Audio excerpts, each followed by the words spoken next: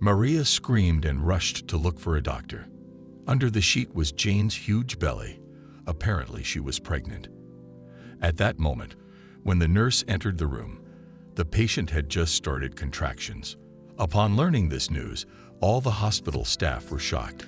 How is this possible? No one could understand why no one said anything about this state of the girl for so long. Doctors urgently performed an operation, and they managed to extract a fragile child into the world. Despite the small weight of the baby and her weak condition, the forecasts were quite optimistic.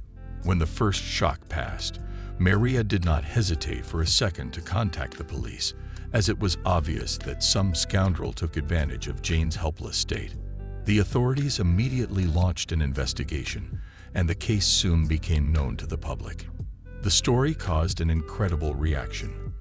Frightened by this whole situation and public outcry, the clinic management decided to disconnect the patient from life support systems and transfer her child, whom Maria had taken care of so far, to social services. This was not difficult to do, since the girl's mother had already died, and her father left the family a few years ago and went to another city. The cost of maintaining the life of the girl by this time was assigned mainly to the hospital and employees, who still collected money several times a year. Upon learning of the decision to turn off the girl, Maria began to sharply object, and then, crying in despair, rushed into the ward of the poor girl with a child in her arms and began to pray for her to wake up.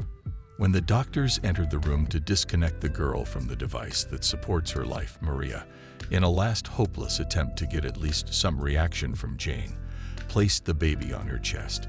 When the woman felt his warmth and heard the cry, her eyes finally opened, and the poor girl woke up, not just a grown woman, but the mother of a little girl. It was very difficult for a girl who had just woken up from a long sleep to accept.